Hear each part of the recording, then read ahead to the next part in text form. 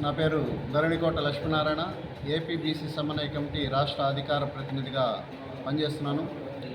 మరి ఈ రోజున ఆంధ్రప్రదేశ్ బీసీ సమన్వయ కమిటీ ఈ రాష్ట్రంలో బీసీ కులగన తీయాలని అన్ని బీసీ సంఘాలతో విజయవాడలో ఒక బీసీ సమన్వయ కమిటీని ఏర్పాటు చేసుకొని బీసీ కులగన కోసం ఉద్యమం చేస్తూ ఈ రోజున రాష్ట్రంలో తిరుగుతూ ఉంది. ఈ క్రమంలో మరి ఇటీవలే మరి బీసీ కులగన గత ప్రభుత్వం జగన్మోహన్ రెడ్డి గారు ఆల్రెడీ తీశాడు కలెక్టర్ల ద్వారాగా సచివాలయం సిబ్బందితో. మరి దీంట్లో బీసీలు 51% తేలి ఉండటం జరిగింది. కాబట్టి ఇప్పుడు వరకు నాటకాలు ఆడింది చాలు. అగ్రకుల పార్టీలారా, మీరు ఈ రోజున బీసీ కులగన లేదని చెప్పేసి బీసీలకి స్థానిక సంస్థలు 24%, మళ్ళీ 34% ఇస్తున్నానని చెప్పేసి చంద్రబాబు నాయుడు 2004లో ఒకసారి కేంద్రానికి లేఖ రాష్ట్రం జరిగింది, 2014లో ఒకసారి లేఖ రాష్ట్రం జరిగింది.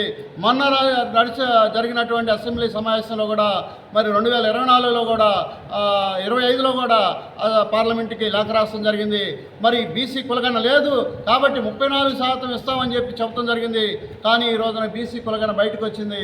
మరి 51% మరి బీసీలకు ఇస్తావా, లేదంటే జగన్మోహన్ రెడ్డి తీసిన లెక్కలపై నీకు నమ్మకం లేకపోతే బీసీ కులగన చేసి బీసీలు ఎంత శాతం ఉండారో అంత శాతం వాటా ఇచ్చి స్థానిక సంస్థలు జరపాలని, లేని పక్షంలో ఏపీ బీసీ సమన్వయ కమిటీ మరియు బీఎస్పీ పార్టీ ఆధ్వర్యంలో ఈ రాష్ట్రంలో ఆందోళన కార్యక్రమాలు చేపట్టి బీసీలంతా వారికి అంత వాటా దక్కే వరకు ఈ రాష్ట్రంలో ఆందోళన కార్యక్రమాలు చేపడతామని మరి రేపు వచ్చే నెల 11వ తారీఖు మహాత్మా జ్యోతిరావు పూలే జయంతి రోజున ప్రతి కలెక్టర్ ఆఫీస్ ముందులో కూడా బీసీ సమన్వయ కమిటీ, ప్రజా సంఘాలు, అనేక కుల సంఘాలతో మరి అక్కడ ధర్నా కార్యక్రమం, శాంతియుతంగా నిరసన కార్యక్రమం తెలియజేసి మరి కలెక్టర్ గారికి మెమోండో ఇవ్వాలని చెప్పేసి బీసీ కులగన ఉందండి.